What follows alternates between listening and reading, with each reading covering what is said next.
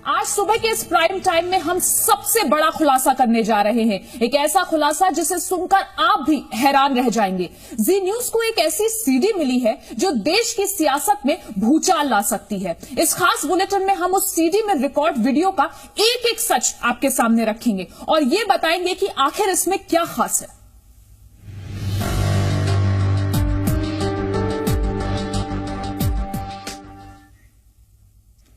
लेकिन इसके विस्तार में जाने से पहले हम आपको बता दें कि ये वीडियो तृणमूल कांग्रेस के सांसद कुणाल घोष ने रिकॉर्ड किया है। जी न्यूज इसकी सत्यता की पुष्टि नहीं कर सकता।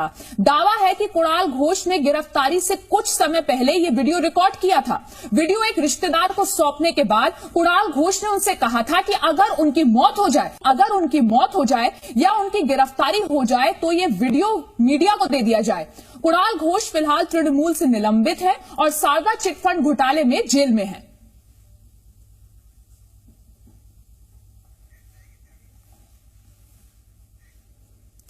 तो जी न्यूज के पास ये सीडी है, सिर्फ जी न्यूज ही है जिसके पास ये सीडी है। हालांकि इसकी सत्यता की जो पुष्टि है वो हम नहीं करते, लेकिन अगर इस सीडी में सत्य है तो बहुत चौंकाने वाला सत्य है। बहुत संगीन आरोप पश्चिम बंगाल की मुख्यमंत्री ममता बनर्जी पर लगाए गए हैं और ममता बनर्जी का नाम सीधे तौर पर लिया गया है। घोटाले में इनका नाम लेने वाला कोई और नहीं है। अभी तक आरोप बाहर से लगते रहे, लेकिन अब आरोप टीएमसी के ही सांसद कुणाल घोष ने लगाए हैं और कुणाल घोष की वो सीडी जी न्यूज के पास जिसे उन्होंने गिरफ्तार होने से पहले रिकॉर्ड किया। इस सीडी में कुणाल घोष ने ममता बनर्जी समेत बंगाल के कई मंत्रियों पर शारदा मीडिया से मिली भगत का आरोप लगाया है। कुणाल ने यह भी दावा किया है कि शारदा ग्रुप के घोटालों को ममता बनर्जी ने जानबूझकर अनदेखा किया था और शारदा मीडिया ममता बनर्जी को 2014 के चुनावों में बतौर पीएम प्रोजेक्ट करने की तैयारी कर रहा था।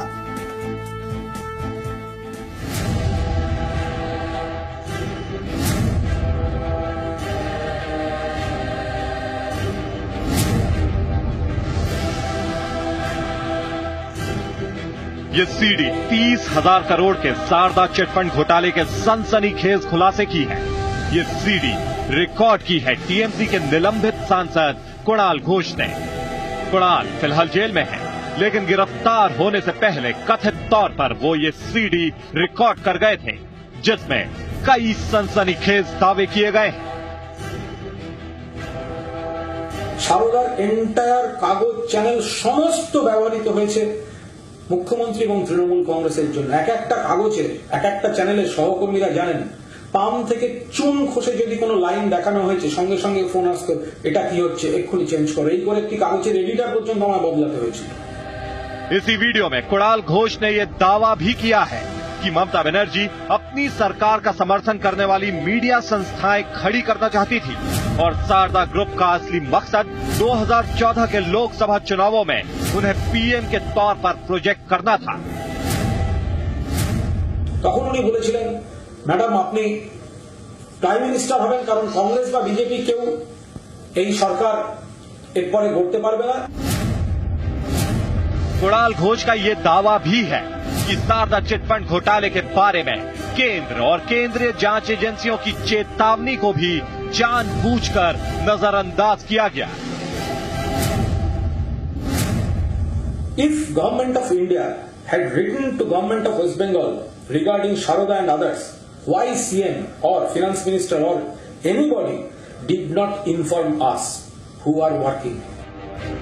कुणाल घोष के दावे के मुताबिक कोलकाता में शारदा ग्रुप के पैसों से एक फुटबॉल क्लब और एक पूजा समिति बनाई गई थी, जिन्हें ममता के कहने पर लाखों रुपए दिए जाते थे। একটা পুজো যেখানে এক বছরে 18 থেকে 20 লক্ষ টাকা দিয়েছে দুটো সংস্থা থেকে বিজ্ঞাপন বাবদ মুখ্যমন্ত্রীর কথায়। আমি বাকি অজস্র পুজোর নাম করে তাদের অস্বস্তি বাড়াতে চাই না। कुणाल घोष ने यह दावा भी किया है कि ममता बनर्जी के करीबी मुकुल रॉय और शारदा चिटफंड घोटाले के मास्टरमाइंड सुदीप्तो सेन के बीच गहरी दोस्ती थी। कुणाल घोष ने पूरे कांड की सीबीआई जांच कराने की मांग की है। सप्तऋषि सोम, जी मीडिया, कोलकाता। तो जी न्यूज पर एक बहुत बड़ा खुलासा कटघरे में साफ तौर पर पश्चिम बंगाल की मुख्यमंत्री ममता बनर्जी और हमारे साथ सीपीएम की नेता वृंदा करात जुड़ गई हैं। मैम, सबसे पहले आपकी प्रतिक्रिया, जिस तरीके से जी न्यूज पर यह खुलासा हुआ है और निशाना साफ तौर पर मुख्यमंत्री ममता बनर्जी पर दागा गया है। निश्चित रूप पर ये तो जब लाखों करोड़ों रुपया का इसमें घोटाला हुआ है, लोगों का पैसा लूट किया गया है, हम लोगों ने शुरू से कहा कि इसकी सीबीआई जांच होनी चाहिए। देखिए, ये शारदा का जो काम है कई स्टेट्स में रहा। त्रिपुरा ने सीबीआई की मांग की, नीतीश कुमार ने सीबीआई की मांग की, नवीन पटनायक ने सीबीआई की मांग की, सिर्फ ममता बनर्जी ने क्यों नहीं मांग की? इसलिए क्योंकि ये बिल्कुल सभी इन्वॉल्व है। मुख्यमंत्री के नाम उन्होंने लिया है, ये बिल्कुल स्पष्ट कि बगैर मुख्यमंत्री की तृणमूल कांग्रेस से पत्ता नहीं हिलता है, सभी ये जानते हैं। इसलिए सीबीआई जांच होनी चाहिए, केस दर्ज होना चाहिए, और क्योंकि उन्होंने बहुत कॉन्क्रीटली ये बात की है, बहुत ठोस रूप में उन्होंने मिसाल दिया है, इसलिए अब कोई दूसरा रास्ता है ही नहीं। अभी तो सीबीआई तो 100% जांच होनी चाहिए। आपको लगता है उनको इस्तीफा देना चाहिए? गंभीर आरोप जिस तरीके से उन पर लगे।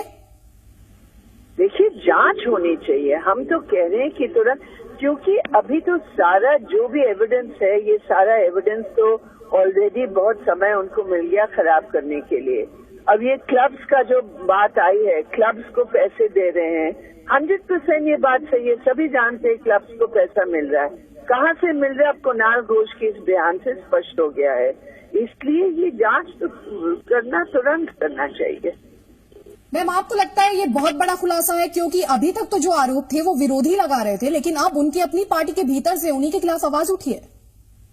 बिल्कुल सही बात है, क्योंकि जब और इतने स्पष्ट शब्दों में नाम लेकर गिनाकर, और देखिए सभी के सामने एक सवाल था कि आप हर वक्त इनके साथ दे रहे हैं, पैसा तो आया है, और इसीलिए उसके पीछे मोटिव क्या है ये भी आप बिल्कुल स्पष्ट हो गया है। मीडिया को कैसे कंट्रोल करें, मीडिया का कैसे हस्तक्षेप करें, बिल्कुल स्पष्ट आ गया है। मैम, न सिर्फ ममता बनर्जी बल्कि पार्टी के कई बड़े नेताओं पर आरोप लग रहे हैं, कई बड़े नेता घेरे में आ रहे हैं, तो आपको लगता है कि पार्टी को इस पर कोई एक स्टैंड लेना चाहिए और सामने आना चाहिए और अपना पक्ष रखना चाहिए? देखिए, ये क्या स्टैंड लेंगे, क्या पक्ष लेंगे? इनका जो पूरा जो तथाकथित सादगी और ईमानदारी का जो पूरा छवि वो पेश करना चाह रहे हैं, इससे तो बिल्कुल स्पष्ट है और पूरा पोल खुल गया है।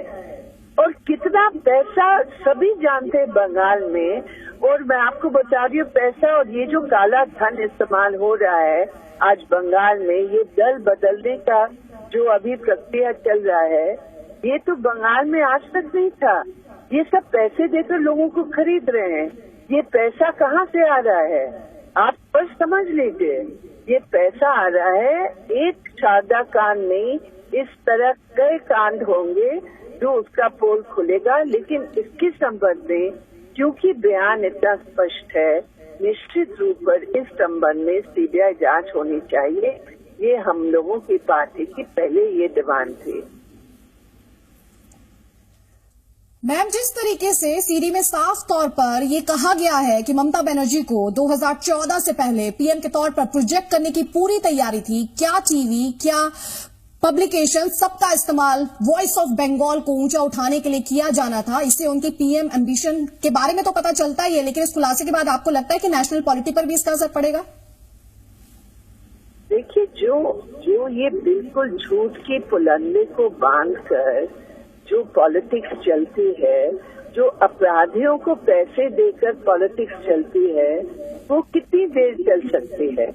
और ये जो पूरा कांड है वो तो लोगों का पैसा का लूट है ना। कितने लाखों गरीब लोग बंगाल अपने बचत का पैसा यहाँ देकर पूरा बर्बाद हो गए, और उस बर्बादी के पीछे अभी स्वयं मुख्यमंत्री का नाम आ गया है। तो इससे ज्यादा क्या गलत हो सकता है, आप बताइए।